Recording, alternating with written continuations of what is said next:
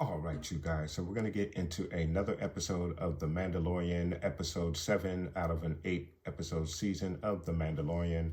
Last week's episode was interesting, to say the least. We had some cameos by Jack Black, Lizzo, and Christopher Lloyd that kind of took people out of the episode a little bit. However, for me, it didn't take me out so much, but of course, I was very surprised to see Jack Black, and then of course to get Christopher Lloyd right after that. I'm not really a big fan of Lizzo, or don't know too much about her, so I didn't recognize her off the bat. But obviously, for those who do recognize her, I think she was probably the most jarring for most of the fans. So this episode was premiered at last week's Star Wars Celebration. So there are some who have already seen this episode, and there were some very rave reviews about this episode. So we'll see what they have in store for us. It's supposed to be about 50 minutes from what I understand. So let's see what they have for us for this episode 7 of The Mandalorian season 3. Coruscant. So we're going to see Dr. Pershing maybe. Is this Kang? Pro droid.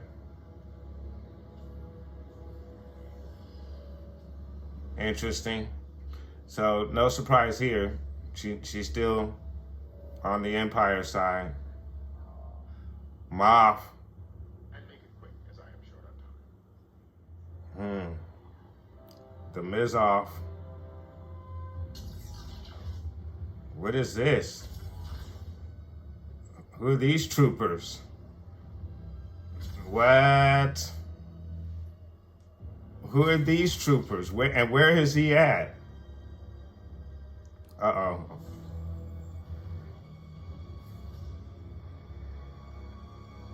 And what's in those vats? What the hell?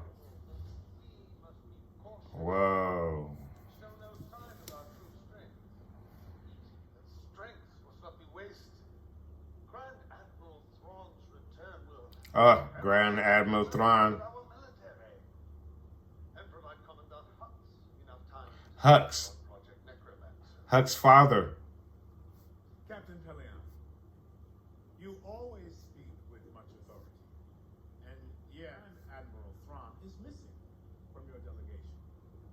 Any word on when he will be able to participate in the Shadow Council? With respect, our one hope for success relies upon the secrecy of his return. Captain, secrets are my stock in trade. I hear whispers from one end of the galaxy to another, and never a word of Thrawn. You've spoken of his imminent return So the thought was Moff was working for Thrawn, but to new leadership. he doesn't believe that Thrawn is returning. Project Necromancer. Dr. Pershing was captured by the New Republic. His research is lost for now. I also... So is the New Order a splinter of this Shadow Council? Scrape and claw resources. Praetorian Guards. Sounds like someone is concerned about assassination attempt. And he thinks I'm being the flashy one. And reinforcements for your TIE Interceptor Squadron. And bombers. Yes, I see. And what is your security concern? Mandalorians. What?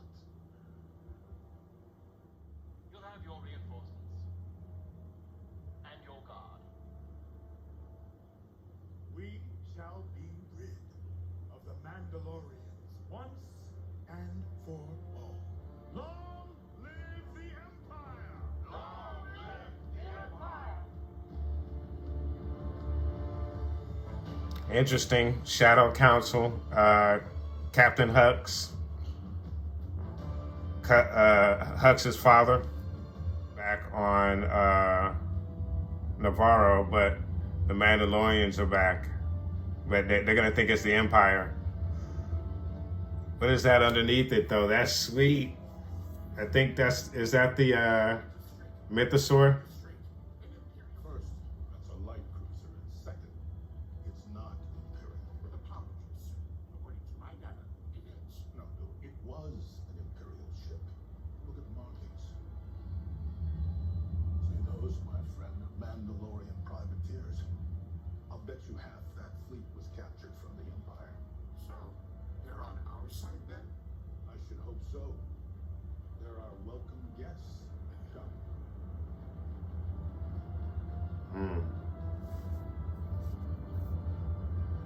That's sweet. That was a sweet shot, though. The clans are coming together.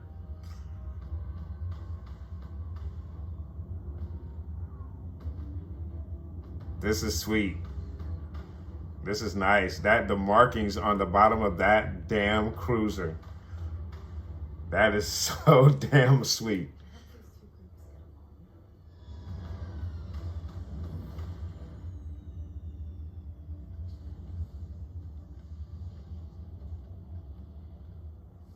Yeah, there's going to be some fighting going on. There's going to be some fighting going on. Take the children inside. Yeah, they know it's going to be some fighting going on.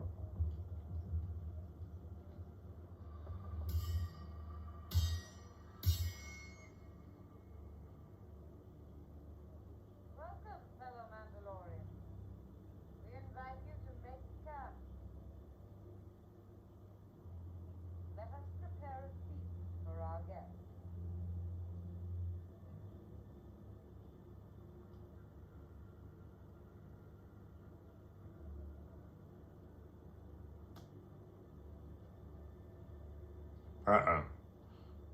That's not the only gift I have for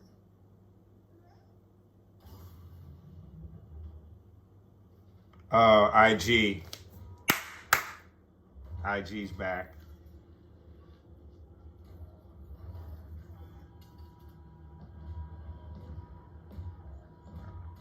Oh.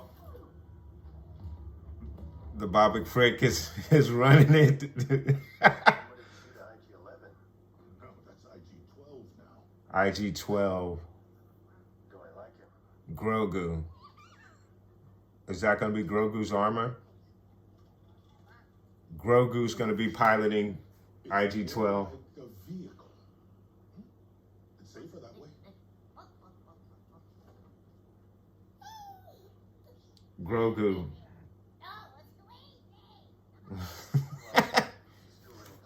No.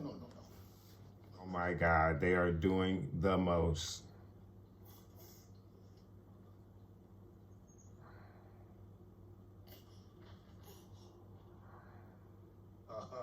So what do you think? They do nice work, I'll give them that, but Grogu is too young to operate heavy machinery. Maybe when he's older. What? I mean, no. He's talking. Saying he's old enough to operate it. He's talking. Get him out of there. No, at least let him try it out in my office. Yes. No, this is not a good idea. Come on. Ooh. Hey, Oh. How's he already know how to operate it? No, well, he doesn't really. This is cool. Back? yes. Yes, what? Yes. Yes. Yes. Yes.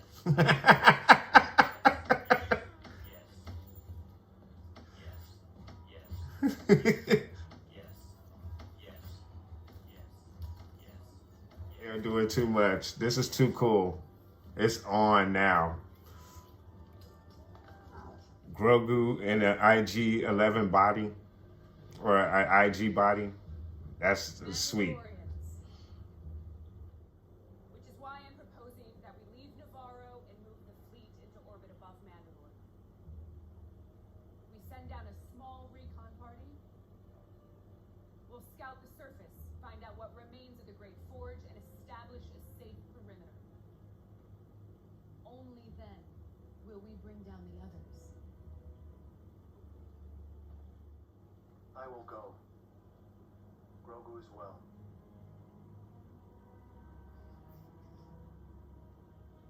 I will go as well. Oh, the armor is going. This is getting real interesting now.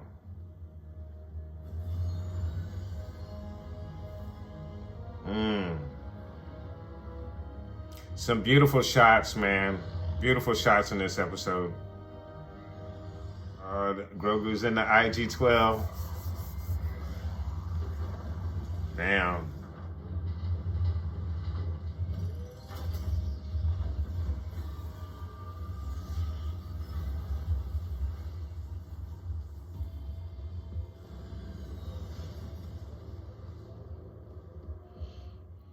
And it's really more like a wasteland.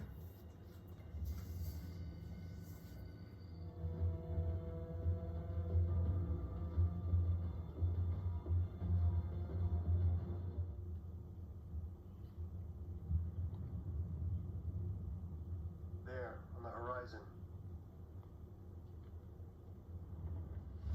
Oh shoot, what is that?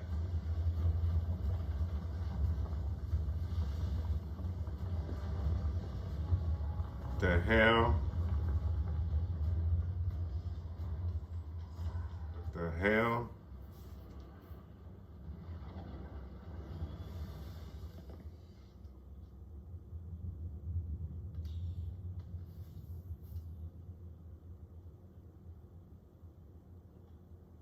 We knew you would not forsake us, Lady Bo-Katan. We have failed you, but our blasters remain in your service.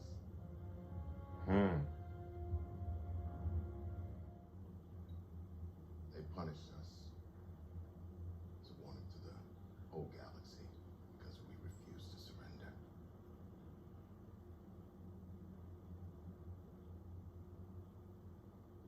That's not true. I did surrender. Didn't you at first light? The Spies. To continue. We must return to the gauntlet, and I will ferry them back to the fleet in the morning. The Spies. Captain, those of you who are well enough can join us in the search for the Great Forge. We can do better than that. We can bring you there.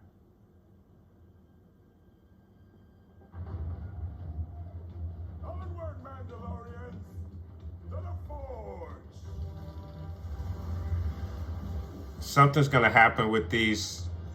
There's something a little strange about these other Mandalorians.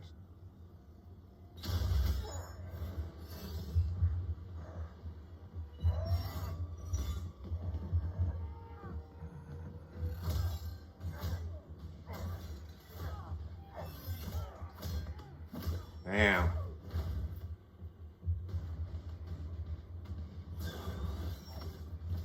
Damn.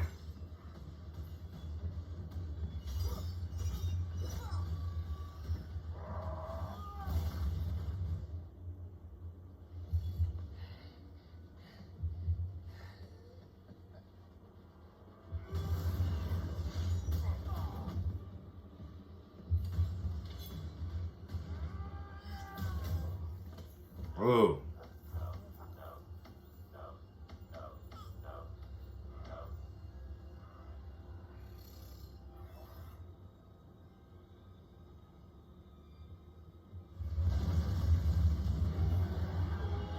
Is it the mythosaur? What is it?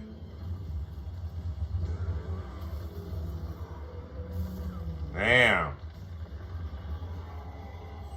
That's not the myth. Oh, I said he said abandoned ship.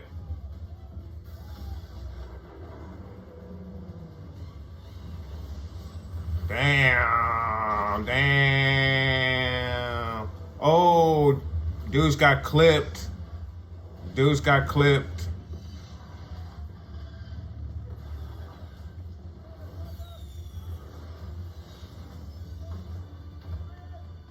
Where are we? This is what's left of the Great Forge. This is what's the heart of our civilization. The fires. Are they? Those aren't Mandalorians. What the hell is that?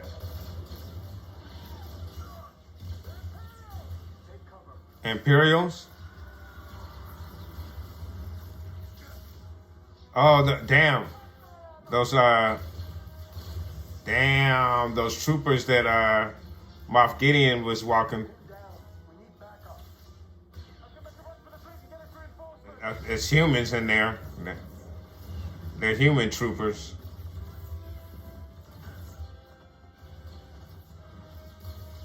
Oh, damn, Bo got hit. Damn. Ooh. Damn, Den. Bo. There's no. Uh-oh. Ooh, that's right. Okay,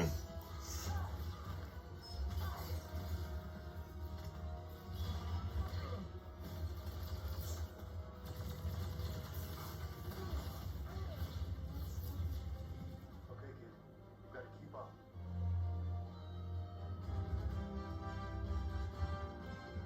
But this could be a trap. That looks like an Imperial. Come on, guys. You're running into an Imperial facility.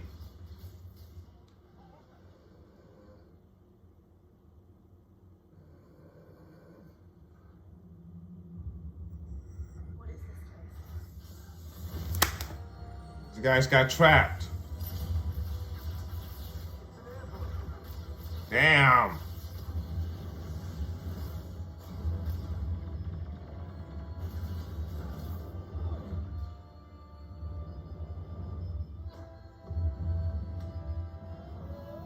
Damn. Damn, they got Mando. Damn, they got Mando.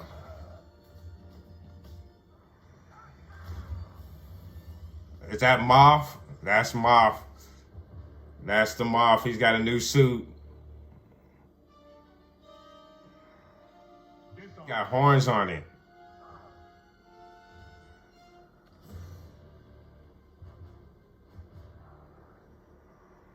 Thank you for gathering the Mandalorians into one place. You forged from Beskar out. And the most impressive improvement is that it has me in it. You see, He's got a Beskar suit. the cloners, the Jedi, and even the Mandalorians. Oh, man. Damn.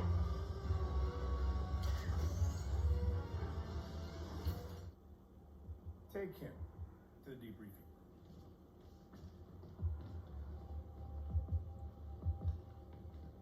I should have killed you when I had the chance. Bo-Katan. We have to stop me.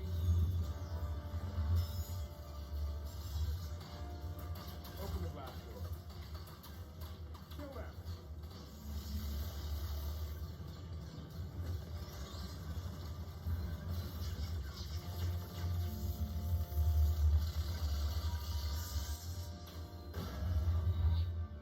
Move out! I'll cover the rear!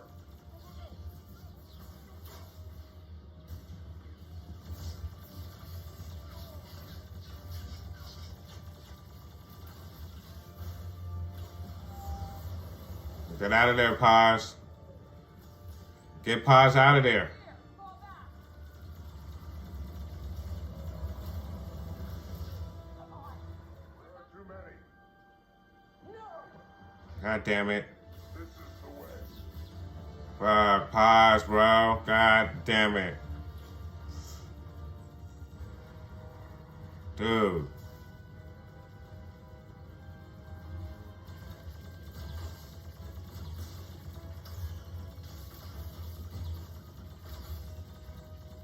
Damn, his gun is getting hot. Damn.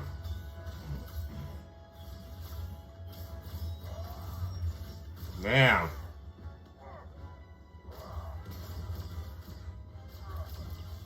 Going out like a badass.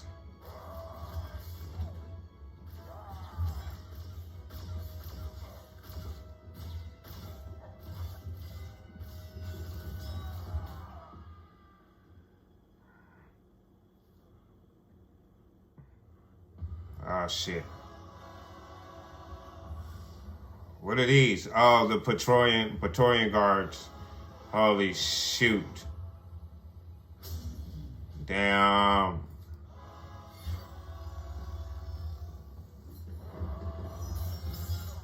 Damn it.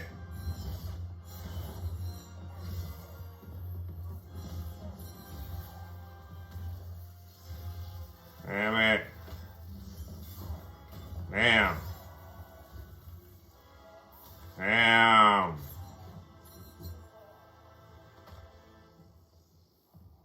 Is that the end of pause? Damn. That's messed up.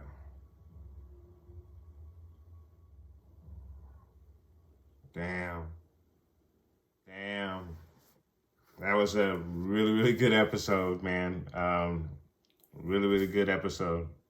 So, like I said, a really, really good episode. I enjoyed that immensely. There was a whole lot in that episode, 52-minute runtime. Obviously, we got the return of Moff Gideon. And not only did we get Moff Gideon back, but now he has a Beskar suit, fully Mandalorian suit. And he's built a base underground on Mandalorian. And the Mandalorians just walk right into it. And if I'm not mistaken, the name of this particular episode is called Spies. So I'm not sure if these the Mandalorians that we ran into, who were supposedly the survivors who stayed on Mandalore, or if they led our Mandalorians here to Moff Gideon. I'm not sure if that's what I'm missing here. And then you also have a couple of them that's running that are going to be up there with the fleet, and you have the bombers and the TIE interceptors on their way up to destroy the fleet as well. So, but Axe Wolves, I believe, did escape through that crack. So we'll see how that works out. And then, of course, Din Djarin has been captured and he's been taken away somewhere. So, but most of the Mandalorians weren't able to get away because Bo-Katan was able to cut through the door and allowed them to escape. So really, really good episode. As it started out, we get the meeting of both of these clans meeting up with each other. You can tell the intensity between the two tribes. And then, of course,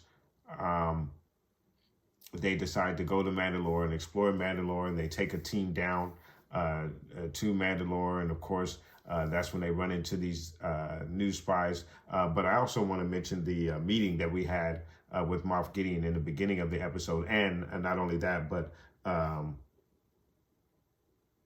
Alana Kane meeting with Moff Gideon and asking him to, or letting him know what happened on Navarro with the Mandalorians.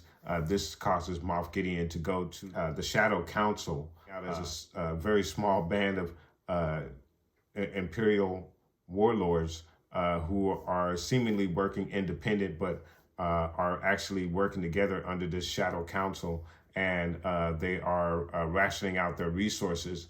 We got to see Captain Hux, who I believe is Hux's father from the sequel trilogy. We got to see Pelion as well in that meeting. Here we get our name drop of Admiral Thrawn by Pelion. He speaks of Thrawn's return and also explains how it should be a secret. However, Grand Moff Gideon balks at this and speaks of how there should be new leadership amongst the remnant of the Empire. So a really cool scene, very cool name drop from Admiral Thrawn.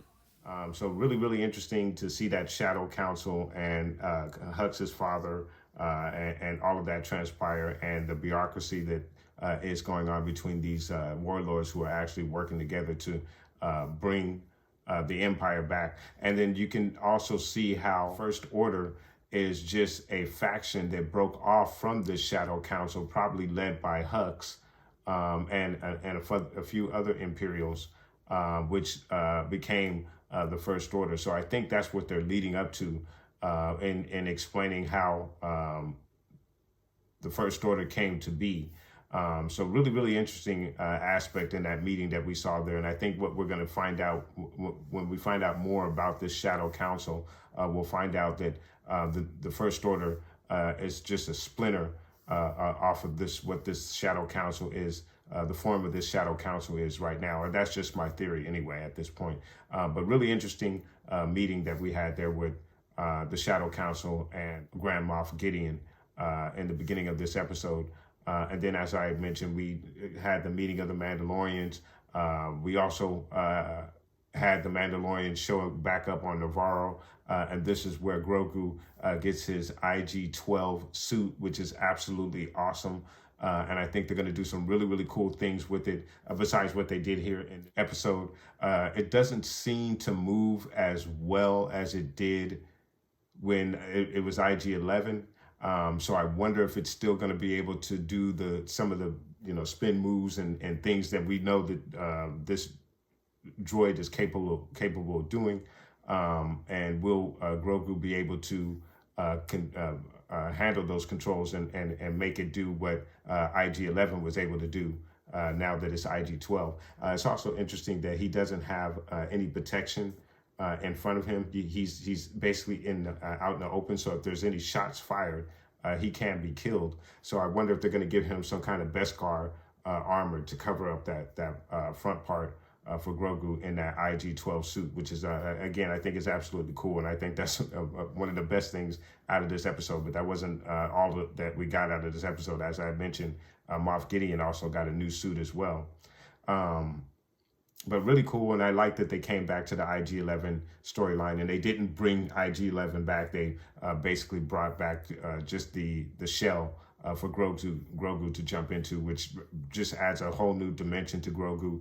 Now he's able to say yes and no, at least at this point, but he is talking, which is also cool and very, very nice addition to this story and the character of Grogu. I really did enjoy that aspect of this particular episode. And then, of course, from that point, we then travel on to Mandalore, run into the lost tribe of Mandalorians who stayed on Mandalore after the destruction, and lead them to the Great Forge, where we find that Moff Gideon has this base basically built in underground on Mandalore. And now he is, after basically capturing our Mandalorians, capturing Din Djarin, Paz Vizsla stays behind to allow our Mandalorians to escape, and does so by sacrificing his life. So I'm not sure if that's going to be the end of Paz, but it may be. We saw the Praetorian Guards as well. They looked a little bit different than what we saw in the sequel trilogy. These guys had a bit of a different look to them, which makes a little bit of sense because we're still 30 some odd years away from the sequel trilogies at this particular point. So I guess this would be the first iteration of the Praetorian Guards. Their weapons looked a little bit different as well. It looked like they were able to penetrate the Beskar, because you saw that one Praetorian Guard stick him in the chest. Another one stuck him, which may have been in the shoulder crease between the armor. So I could see that as well. And I'm not quite sure where the third Praetorian Guard may have stabbed Paz Vizsla in that. But it looked like the initial strike from the Praetorian Guard did penetrate the Beskar. So that'll be interesting to find out if those weapons are able to penetrate Beskar. But we'll see if that is the case. I would like to see what other fans think about that as well. But of course, again, Paz Vizsla does sacrifice his life so the others can't escape. I think it's a great sacrifice, but I hate to see that character being done away with. But it is very, very cool that he did sacrifice his life for that particular moment. And then, as I mentioned, Din Djarin was captured. So again, I thought it was a really, really good episode. I enjoyed that episode immensely. The visuals were great. There were some great shots in this particular episode, and a lot of great action. And then, of course, again, the Praetorian Guards look really, really cool. They even have a Mandalorian look to them with their mask as well. So can't wait. There's going to be a lot of action figures coming from this particular episode. The Praetorian Guards for one, IG-12 for two, and then you have Moff Gideon's suit as well. So for a Black Series collector, 6-inch Star Wars Black Series collector, you can get a lot out of this particular episode because we're going to get quite a few characters from this particular episode alone. So that is also something that is exciting about this particular episode. So I'm going to go ahead and score this episode, and I'm going to give this episode a 9.5 out of 10. Most definitely handles the overall arc or story plot of this particular season very, very well. We get the factions coming together. We even get a little animosity between the factions. And then we also go back to Mandalore. Grogu gets basically new body that he can walk around in and defend himself with. Very, very cool. They may even cover his IG-11 skeleton with some Beskar, which could be some great additions. And then it'd be another way for them to resell that action figure for Grogu in regards to the IG-11 or IG-12, excuse me, body frame. So really, really good episode. I enjoyed it a lot. There was so much in that particular episode. And then it leaves so much open for this last episode, the finale of this season 3, again, where we have Din Djarin has been captured. The Mandalorians are on the run. Paz Vizsla has been killed. And then we have the fleet that's being attacked by Moff Gideon's forces, the TIE interceptors and bombers, which are on their way to destroy the fleet. And then, of course, you also have Axe Wolves, who was able to escape, and we'll see what role he plays in the finale as well. So really, really good episode. I enjoyed it a lot. 52-minute runtime, and they did a lot with that 52 minutes, and that's why I scored this episode a 9.5 out of 10, guys. But let me know what your thoughts are. Put those comments down below. And guys, please do make sure that you catch back up with me for next week's finale. I think it's going to be absolutely off the chain. Basically seeing all the cliffhangers that we had off of this particular episode and loose ends that we'll have to tie up. So great episode. I did enjoy, guys. Let me know what your thoughts are. Put those comments down below. And I want to thank you guys so much for watching. Please like and subscribe. And of course, guys, from the Father to the Son to the Obi-Wan Force Ghost, may the Force be with you always.